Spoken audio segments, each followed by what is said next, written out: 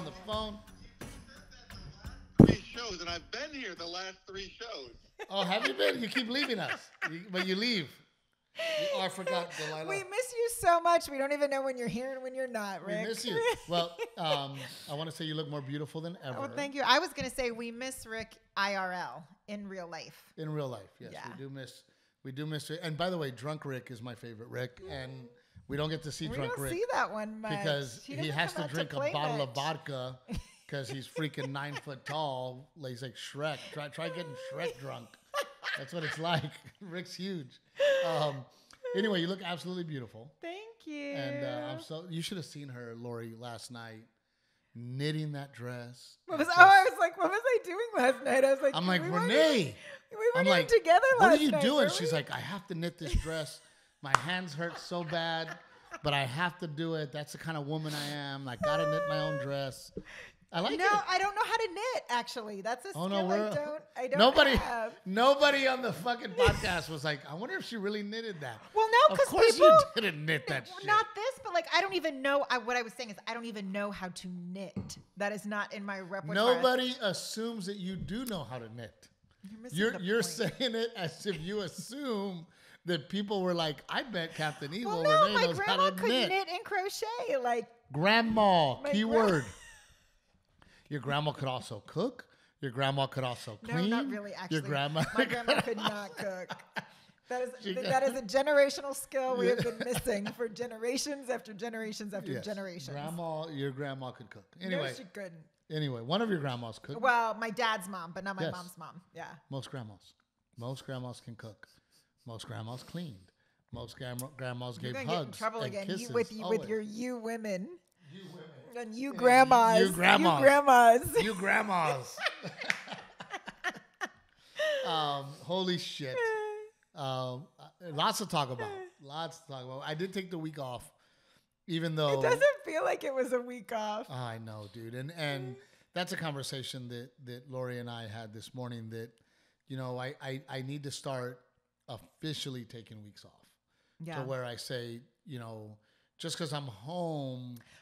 Right, you say week off because you weren't traveling. Because I didn't travel, but I'm still, meetings and interviews and, moving forward, I do need to say, hey, Wednesday, Thursday, Friday, Saturday, Sunday, I'm not taking calls. I'm not dealing with bullshit. You're not doing business. Yep, I'm just off. So, because you work your business on the weekends, but then you're doing all of the other things during the week. So you literally are working 7 days a week. Yeah, I work 7 days a week. And then, it's the yard and it's the house. And but I'm not even talking about that stuff. No, but I'm saying I do that too. Yeah. I don't knit, but I do I do a lot of things. You do know how to use a riding lawnmower. But we had the first conversation I think I would like to talk about is just. You sound very serious. No, it's just parenting. I mean, Delilah. Delilah is... Made me cry this morning. She made you cry. It's hard. I mean, Delilah is... She's not a bad kid. She's super smart and she's really independent. She wants to do everything herself. And she's gotten to which is great. Yeah. And she's gotten to the point where she has become very loving, also manipulative, but very loving. And she wants to hug. Oh yeah, last week she peed her pants and you were upset with her about it. So you sent her to her room to change because she just was going to be in her soiled clothes and not change. And she's upset that she has to go to her room and change. So I step in sweetly and I'm like, come on, take her to the potty so she can finish peeing and change her. And as I'm changing her, she goes, I love Daddy the most. And then I'll when I'm trying to talk to her, she'll if I'm upset with her, she's so quick to change the subject. Who else does that? She's so quick to change the subject. She's so quick to do something cute. To be funny. Yeah, to change the subject and be clever. So then I'll grab her and I'll hold her and I'll talk to her. And then on my nose, she's going, boop, boop. She does that. Boop, Daddy, I love you. Boop, boop, I love you. Boop. If I boop your nose, it's funny, right? I wonder where she learned that from. She learned it to be manipulative. But she is very, very, very headstrong. Yeah. She is, you cannot tell her no. If you tell her no, she loses her shit and does not stop losing her shit. Yeah. I have gotten better because I started kind of reading child psychology and really understanding, you know, what to do. And you realize that it's a frontal lobe thing and the coping mechanism needs to be taught. Yes. And she does not have it yet. Yeah. There's also acknowledging her feelings. Yeah. You know, I noticed that if I hug her and I tell her that I know how she feels and that I can understand why she's very frustrated. Yeah.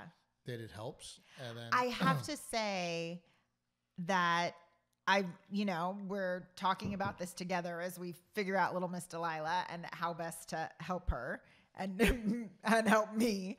But sometimes that works for me and sometimes it doesn't. And she responds to you doing those things differently than she responds to me doing them. Because sometimes Lori's over there like nodding her head because she sees it go down.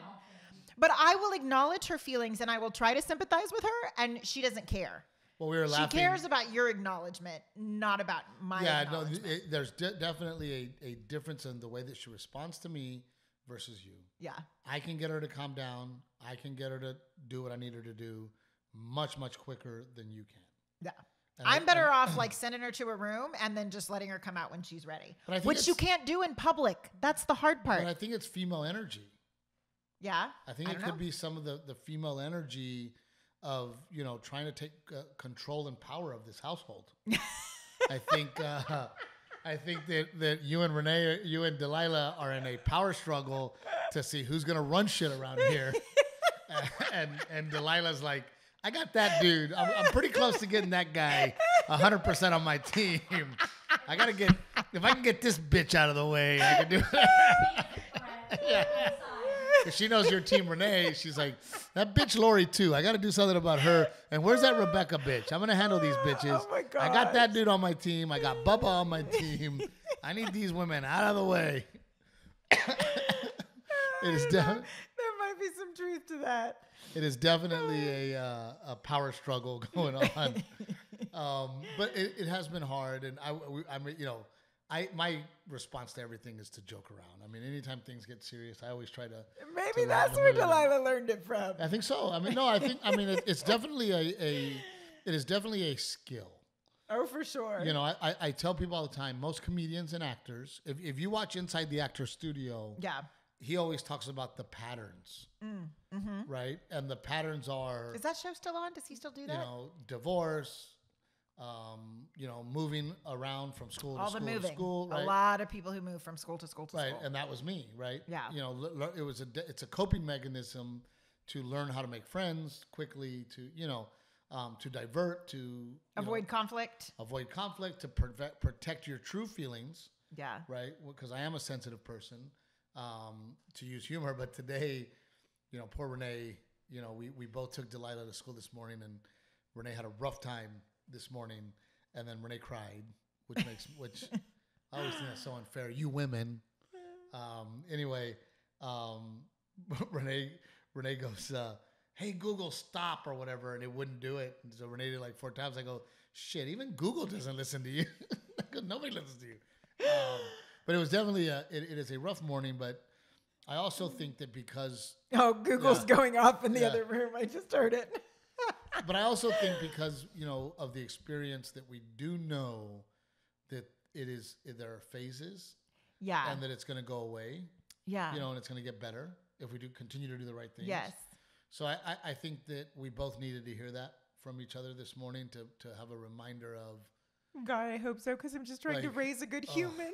But then I talked to other friends of ours that have little babies, girls, and they're like, 3? Fuck. Well, and I have a girlfriend who's like going through some stuff with her like preteen daughter, and I just think like, oh my God, I just think of, as I'm simultaneously going through this hard phase with Delilah, I'm like, is there at least a break between like the terrible 2s and the 3-nagers and the preteen years? Like, does it chill out for a little bit in there? It is. It has been definitely a challenge, and it is not to mention we have gotten busier in life. And well, that's what's so hard is that like, if it was just Delilah, if I wasn't juggling all the other things with, another kid and their activities and just our life, being busier now, she'd have more, like, we've talked about this, I feel mommy guilt, that she'd have more time and personal attention, and maybe we wouldn't have these behavior issues, but that's just not our life at the moment. That's not the life Delilah is experiencing. And the other hard part is to juggle, Renae needs alone time without the kids and friend time to have a good time. I need guy time and good time to have, but then I also need to be a good husband, and you need to be a good wife to me. And, right. I mean, there's just, life is. And our kids getting to experience us parenting together because you're gone so much. So finding the time for us to do it as a family of 4. Life in general, and maybe here we are talking about the next, material for my special, is how do you juggle just life in general for everybody. Everybody, I was looking at some of our friends this week, and the more I've gotten to know them and understand them and understand what they're going through in their life, I see it on them. We have friends that you go, something's going on. Oh. They're not their usual spunky selves. They're, I'm not going to name any names, but specifically some of our close friends where I talked to him yesterday, and he was like, man, he's like, I just got to come up for air, man. He's like, it's just, I'm worn down. The wife's tired. I'm tired. The kids are, wearing us out. Work is wearing us out, and it's just hard, right? And then you have other friends that, they've got their parents going through things. And we're at that age where a lot of us are dealing with issues with our folks. They're having to juggle that as well. We're dealing with stuff too. And, so life's hard. And I think, our best bet is to give you that moment, hopefully soon, where you can hang out with your girlfriends, where it works out, And that's the other thing is being able to juggle, when you have these girlfriends or guy friends that then you have to juggle everybody's schedule.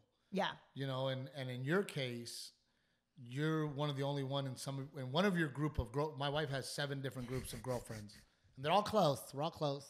We've lived a lot of places. I've lived life in a lot of places. But in this case, one of the groups that you're very close with is, several of them do not have kids. Yeah. Several of them are not married. So you're the one that has to go, I can't that weekend because I have a responsibility to my husband. I have a responsibility to my kids. Yeah. I can't. So it makes things difficult. But we still need to find your time to go and be with your girlfriends. And we need to, hopefully Thursday we get a little date night. I think we scheduled a date night for me and you to go do something, But it goes back to, I also feel like, because life is so crazy that we need to cherish moments. Yeah, you and I talk about that because you're like, oh, Renae, you always want to do a trip or carve out a chunk and just stealing it when we can. And I think that's kind of the phase of life that we're in is, and we've talked about this. It's like the kids are little, little. It's a phase. It's a phase.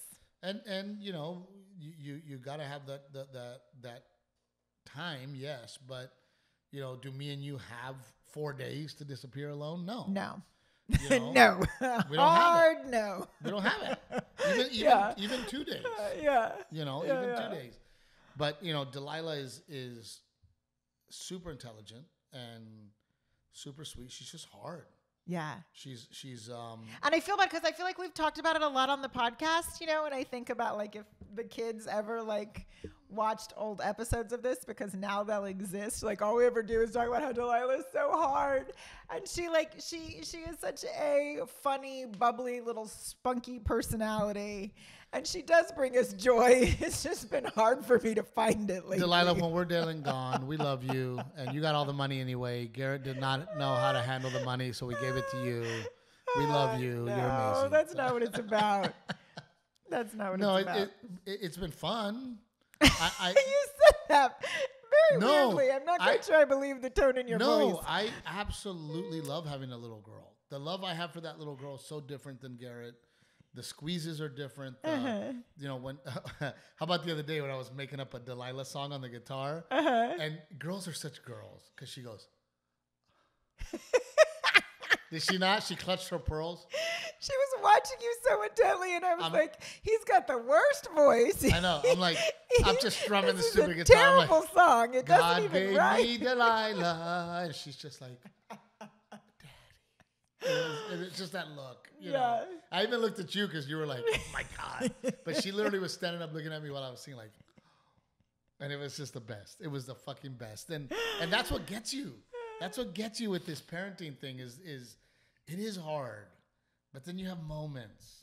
You know, yeah. I think there must be a Coco Melon song because the other thing she says all the time about you is like when you're gone, she says it all the time. Something will break and she'll be like, my daddy will fix it. About everything. My daddy will fix it. There's got to be a Coco Melon song that talks about daddy fixing. Maybe I fix it. Maybe every time she brings me something, I fix it. Every time you make her cry, I fix it. Every time. But we had an absolutely amazing week. Busy, yes, but amazing week. A huge, cool leap for Renae. I had a bunch of stuff going on last week. I got to, we talked about, I collected all the costumes and I finally, we got them over to Casa and donated them to make sure kids get them. And like, once we piled them all into my car, when they were like hanging in our house and in boxes and in bags, I didn't realize how much stuff it was until we like went through and made sure we had it all organized by sizes. And then it literally took all the space in my car. I was loaded in the back. My middle seat had costumes on hangers all over it. It was really great. So I was happy to be able to drop off all those Halloween costumes. That's a beautiful thing you did for our friends at Casa and for those kids because, you know, I still remember most of the costumes that I wore as a kid. Yeah. You know, trick-or-treating was a big deal. Yeah. You know, my funniest one, I had the flu, and I desperately wanted to trick-or-treat. So Dad took one of his brown bag beer bottles out of the trash and dressed me up like a drunk because I was miserable. So I had my little quart of beer, like walking around trick-or-treating, right? And looking like a drunk. It was the best. Well, no, you know what they said? I got really emotional because when I was dropping it off, we talk about how I love the holidays and they're such a big deal to me. And Norma over there that runs Casa, she said, I really don't like the holidays. She said, because in this role, like what you see and what you experience, there's not a lot of good memories attached to the holidays for those kids. Or like you're dealing with suicide kids. Goes up during the holidays. You know, old people who are ill die during the holidays. Yeah. You know, yeah. It is supposed to be a blessed, that's why a time to celebrate. Yeah, that's why the story of Grinch is so great. Yeah. And it steals your heart when you're watching the Grinch and as a little boy, him not getting a gift. He was a foster kid. Yeah. He didn't get a gift. So he became the Grinch. The Grinch. So there are so many things and like I said, it's such a beautiful thing that you did because I remember Halloween as a kid and Halloween was a big deal for me as a kid. Well, one of your fans who came and brought us a costume on the road, she was so sweet. She sent me a message and she said, we gave you a Dracula costume because my husband said that was really important to him, that he remembers being a kid and wanting a Dracula costume and his parents couldn't afford to get it for him. So that's what he wanted to donate was a Dracula costume. Oh, see, cool. That's the beautiful thing about it, Yeah. And I'm really glad you did that. And it's really special. And I hope that maybe a gesture like that, could change one of these kids' lives. Well, and two, I got a couple of messages from people who were involved with Casa because it's a nationwide organization. And they were like, well, I'm involved with Casa where I live, and this is such a great idea. I want to do something like this too. So I think a couple other people who decided they're going to do something similar. That's very good. Yeah. And then Renae got invited to speak at the San Antonio Home and Garden Show on Garrett's birthday, weekend. So it made things very, very difficult. And I was laughing because I hope it gave you a little perspective on the way I handle my performances versus the way you handle your performance. Dude, Rick, a whole half a day, I got to be at the library. You Not deal a with the whole half a kids. day. Half I a day. looked at it. It was 2 hours. I looked at it. I timed myself. I was actually sitting at the library. I need for 2 zero hours. distractions. Zero. and I got to go to the library. I don't get to work. I had to talk. I had to fill an hour, y'all. An hour is a long time to fill. You work on an act. You work on an act for how long before you have an hour? But I have to perform an hour no matter what, whether I have an act or not, and I do it. Well, I am not used to doing that, and I had never done it before, so I needed some time. I need time to figure out what I was going to And can you take care of the kids? And I'm thinking to myself, dude, when you go on the road with me, the kids are 2 seconds before I walk on stage. Delilah's climbing on top of me. Garrett's running around throwing the ball in the green room. We talked about this last week, how you were a freak and need no preparation, that you can just walk on stage. We said you are a freak of nature in that way. I'm just saying that maybe there's maybe you gain a little bit of perspective and a little bit more respect. No, I was like in the mirror curling my hair, and Steve comes in and he's like, "Hey, are you taking the kids with you? Are we going to come have dinner with you in the green room?" I was like, "I don't think I get a green room. It doesn't work like that at the San Antonio Home and Garden Club." I wish I would have been there. I really do. But of course, again, talking about what we were talking about earlier, we had to divide and conquer. Yeah. You were on daddy duty. I was, all joking aside, this, don't get me wrong. Like, if you do one a month and the 5th one, you still need all this time, I'm going to be like, F you. But I understand. You act like I took that much time. I went to the library for 2 hours, and then that evening I did. I came back because I was doing a couple of demonstrations. I was like, I can't forget anything. I'm going to be an hour from home. I got to make sure I got everything packed in the wagon and the car. I get it. And that's what I'm saying, that with all joking aside, I'm so proud of you. Yeah. And it was not easy, and it was your first time to do it. You had no idea what to expect. Yeah. I've been doing this for 20-something years. Yeah. I have been in every situation, every bad situation. I mean, I'd never even been to the show, so I literally had no idea what to expect. With all due respect, I'm glad you took the time, and I'm so proud of you because everybody, I wasn't there, but everybody came back ranting and raving about how great you did and how much fun you had. Tell everybody what you did so that they understand. Well, because it was an hour, I spoke a little on how to make a house a home at any budget, just because I feel like you and I have had the blessing of living so many places, and from little bungalows. Well, I mean, we downsized, we upgraded, we'd go back down because we wanted to live in a different neighborhood. We probably moved once a year when we lived in LA, just about. We never lived, up until this home. Is this the longest we've lived in a place? We might now be at the point where this is the longest we've lived in one place. I don't think we ever lived in one place more than 2 years. Hang on. Yeah, we did. We did a couple places. We did. Yes. Yeah. But let's talk about that for a little bit. I'm glad you talked about that. But because of that, it and I talked about living in old buildings and weird nooks and crannies, and it gave us it gave me a chance to figure out what paint colors I like. We painted a lot of walls the wrong colors. What the fuck is this we? Well, I would help you paint it. I just didn't necessarily help paint it back. You wouldn't help me paint it? Are you out of your mind? I would help you put the painter's tape. Renae, stop lying to the people of the podcast. Let's at least be honest. Renae would come in and say, no, I take it back. Renae would paint 3 fucking colors on the wall. That's what she would do. She'd come in and paint 3. And then the shitty part is at that point, because I would be like, I go, Renae, I don't want to paint another apartment, dude. I got to paint it back every time to get our deposit back. And we definitely need our deposit back. Yeah. And then she would go, well, speaking of manipulative, she'd go, okay, well, let me, maybe I'll just look at some colors. Maybe we'll paint. And then she paints 3 big stripes on the wall. And I'm like, well, now I have to paint it. That was before now, thank God, they have those pre-painted square stickers, and you can just take a little sticker and put it on the wall. All bitching and joking aside, yes, I'm glad you talked about that, because even though you put me through hell and made me paint, in my opinion, it was always worth it. It was always worth it because you always did such a good job, especially back then with no money, making our house a home. Yeah. And sometimes just painting makes it your own home. Yeah. So you were able to talk about that. Yeah. So I talked about that in the different ways that we did that. And then I did a couple of demonstrations since I love Halloween so much. Just kind of like an easy way for them to throw a party. So I did a scaled down on my Instagram, I shared like the huge charcuterie spread I made with the skeleton. Oh, charcuterie. Charcuterie, because it had a skeleton.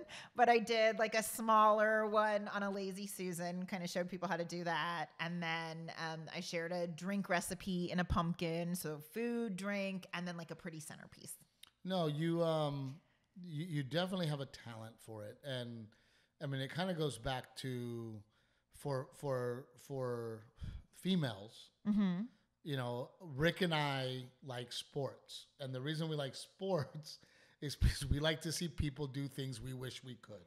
Yeah. And I think that, and those people that are dunking the ball or scoring touchdowns, you know, they're very good at what they do and it is fun to watch. Yeah. And I think that you have a talent and you are very, very good at making things look pretty. Yes, absolutely. But I can make things look pretty. I can buy the food and make it look nice. Because you have people like Miss Lori who's sitting over there who you go to her home and her home is absolutely beautiful. And she likes doing stuff like that. So she likes having somebody like yourself, I would assume, go, hey, what about this? And she goes, oh, that's a great idea, right? Yeah. You know, Lori's always bringing over different recipes that she finds, you know, stuff like that. So it is very cool because I think that you are very, very talented at what you do and you're very creative. Thank you. So I'm very proud of you. So Renae, it was fun to get to share.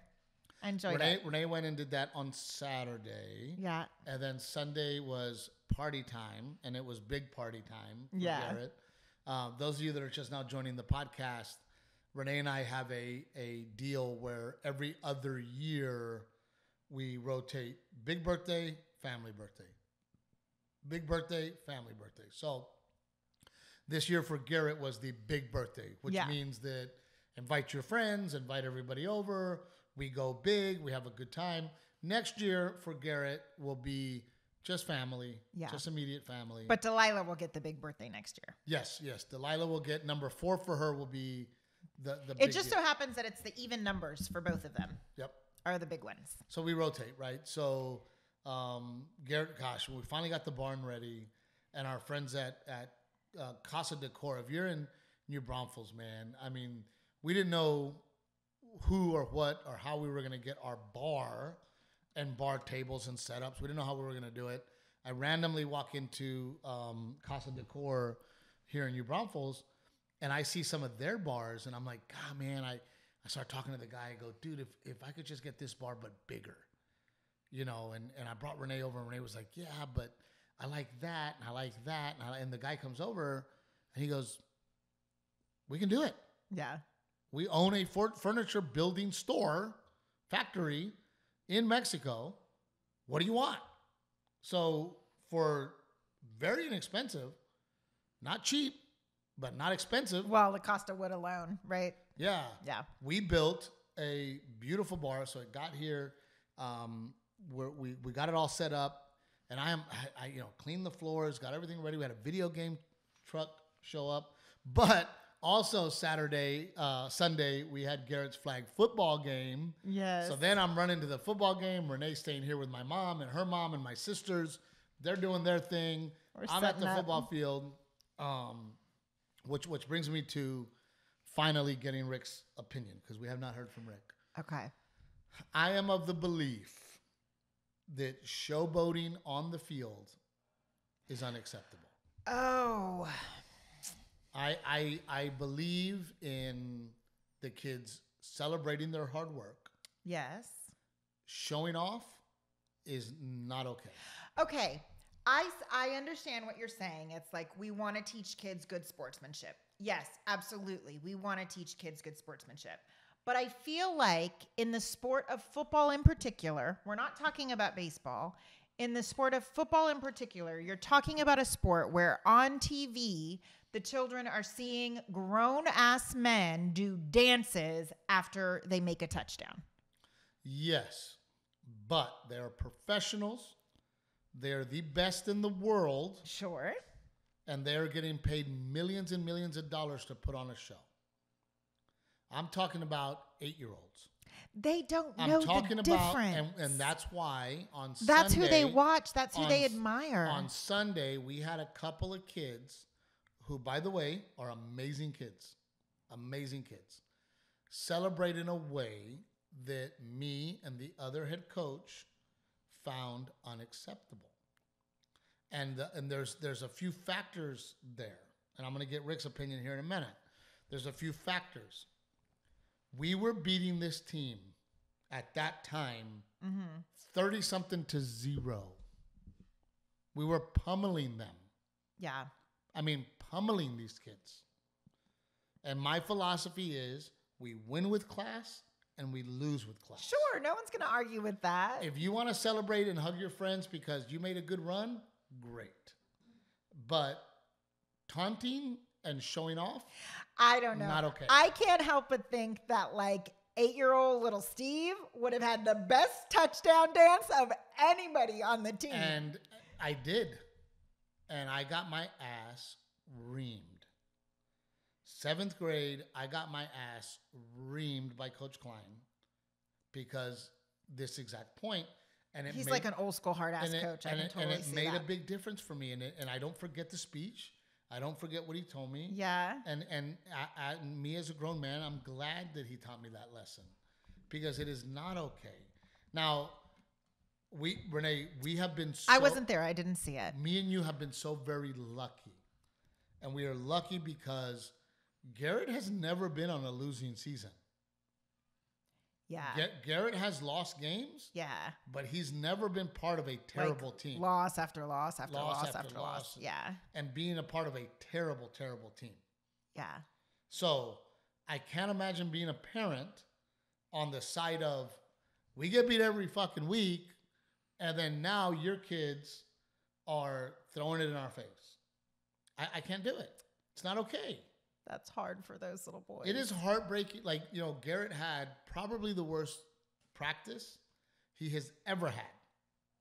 In his entire baseball career, last Tuesday, worst practice I have ever seen him have, and it was heartbreaking for me.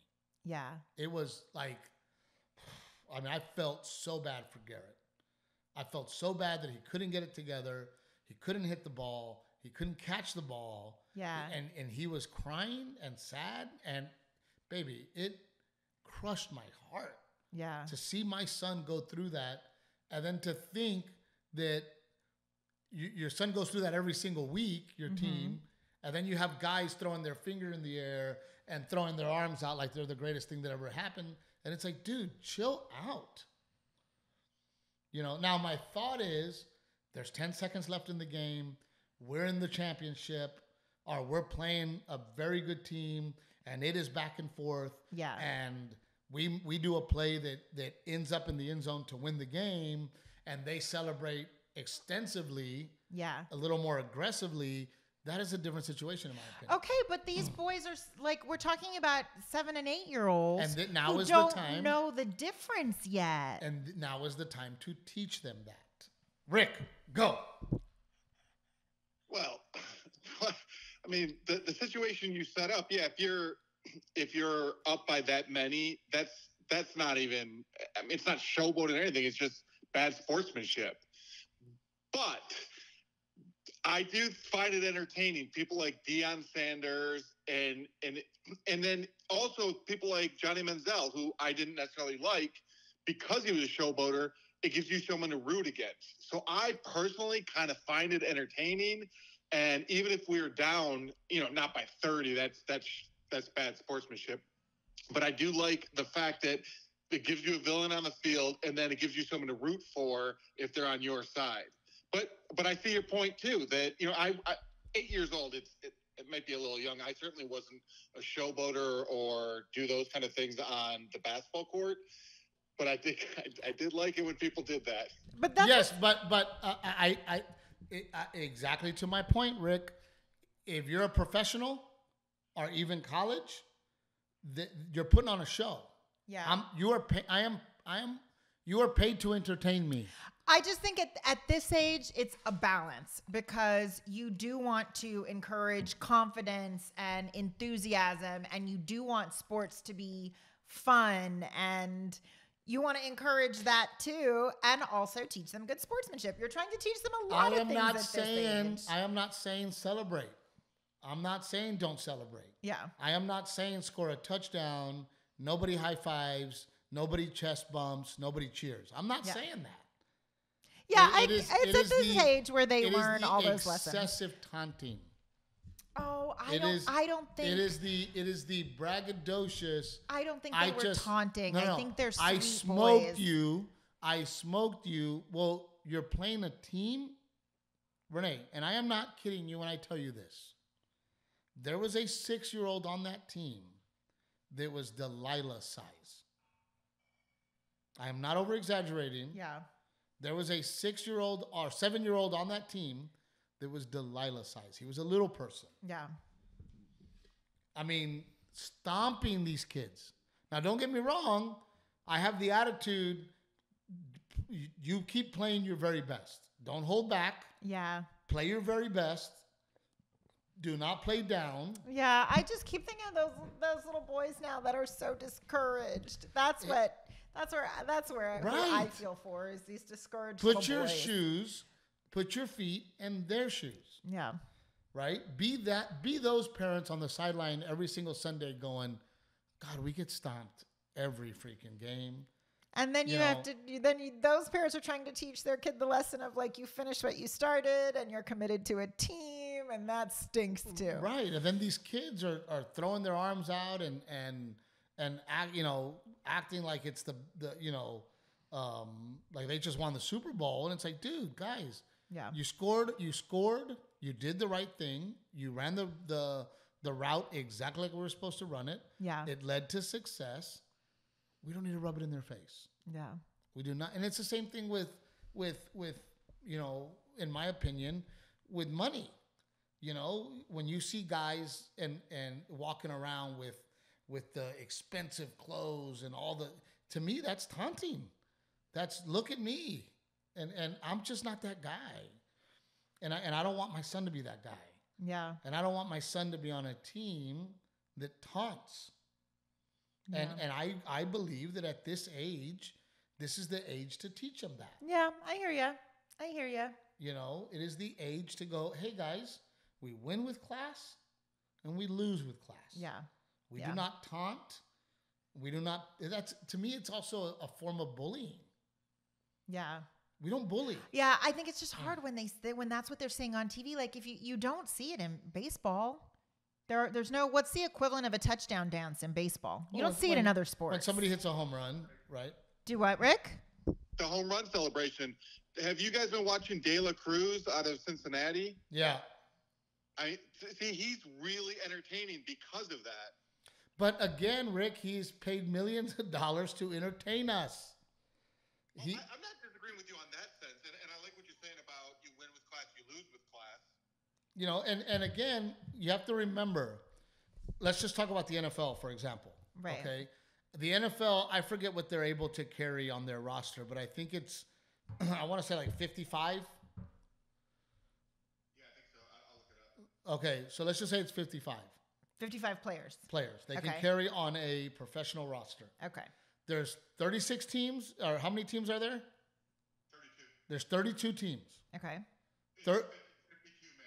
52 men. What's 52 times 32? Rick's got a calculator. All right, hold on. We can look up sports stats faster than we can do math calculations on the Steve Trevino and Captain Evil podcast. Yes. 1,664. I did that off the top of my head. 1,664 men in the world get to be professional football players. Yeah. 1,662 men have the privilege and have worked hard enough and are athletic enough to be professional football players. Yeah. If they want to throw their fist in the air like they're number one, they're fucking number one. Does that make sense, Rick?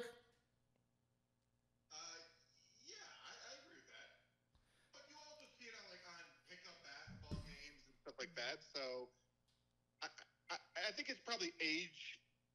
Well, let me ask you, do you think it's the age that you have a problem with? Like if you saw a 17-year-old showboating on, a pickup football game, Would you have an issue with on that? a high school team?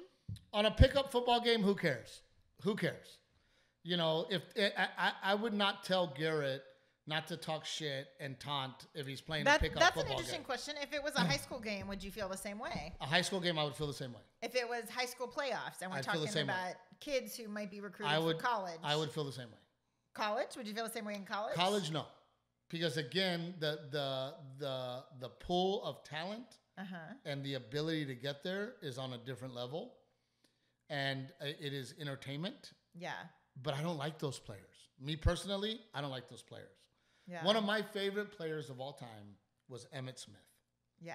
Emmitt Smith is one of the greatest running backs to ever play the game. And he would walk in the end zone, and then he'd walk right back to his little. They had a trunk on the sideline. And every time Emmitt Smith would score a touchdown, he kept that ball and he'd go put it in his trunk. Oh, that's classy. And he was never the showboat type. He was never, and I gravitate to men like that. Yeah. That to me, that is the bigger fuck you. That I do this all the time. It's also really smart because that's an Emmitt Smith touchdown ball in that trunk. Oh, he takes them home. Yeah. Whose auction? What auction is that going to? Where are you raising money for that? But that's what I mean. That's a bigger flex. Yeah. A bigger flex is to walk in the end zone and go, guys, I've been here before. I've done this. Yeah. I don't need to. Why am I going crazy? I'm going to do it again. Yeah.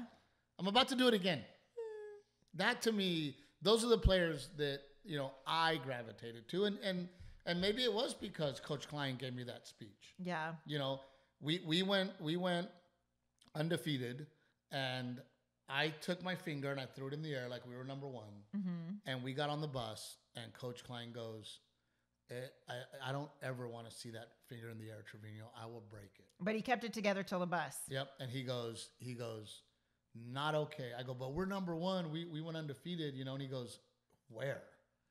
In Gregory, Portland, Texas? Do you know how many teams are in this country? Did you beat them? And he was pissed. And after he gave me the speech, I thought to myself, you know what? He's right. Like, I didn't need to do that. Unacceptable. And again, act like you've been here before. Yeah. So, we had that moment, and us coaches kind of leaned heavy on it. But then we had a great party. Yeah. Garrett had a wonderful time. I don't know if you've ever been to a Mexican-American birthday party, but we had a lot of fun. The adults had just as much fun as the kids. Oh my God. Yeah. The kids, I feel like the only reason the party ended was because everyone was having a great time, but the kids were starting to poop out, and the parents were like, all right, we got to take our kids home. Oh yeah. We had kids like sleeping on couches. We had kids sleeping on the floor. Delilah at one point, I don't know who gave her sidewalk chalk, but Delilah had a massive piece of sidewalk chalk, like literally like this big.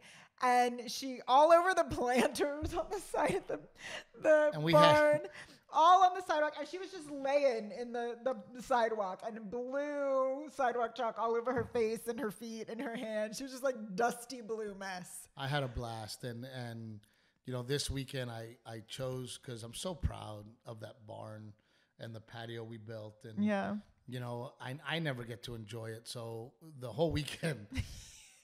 I know you were out there, and both my dad and your dad would come in the house, and they were here in the kitchen because they stayed with us for the weekend, and they'd be like, he's just gonna stay out there all day, all night. I was like, you guys, he works every weekend. Like, he has not had a chance to just wanted to sit on my stool, watch the games, have a drink, relax, enjoy my patio. Yeah.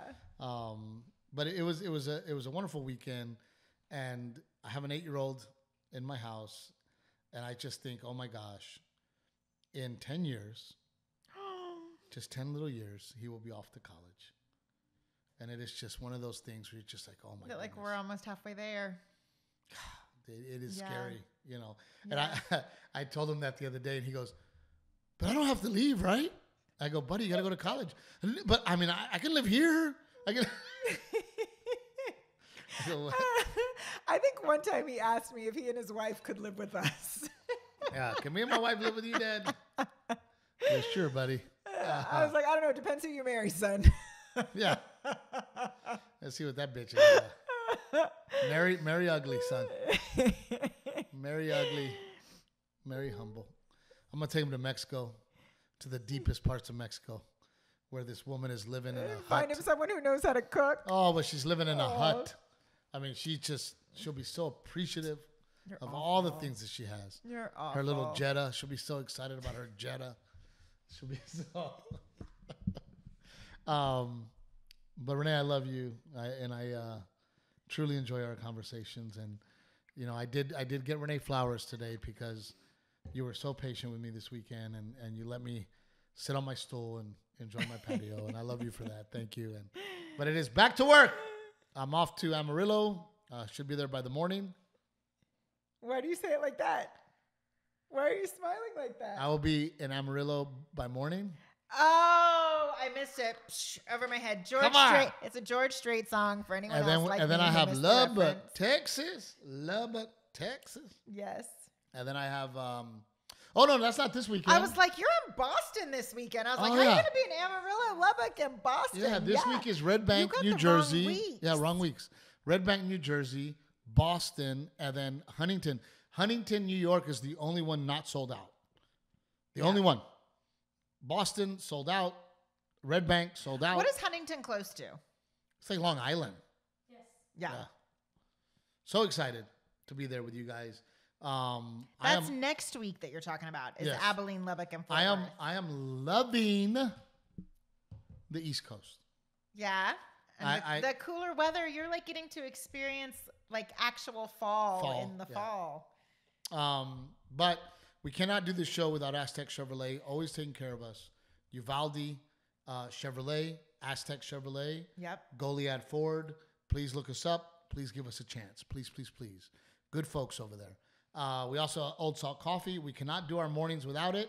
Yep. Rick, I don't know if you're on the Old Salt Coffee tip, but golly, dude.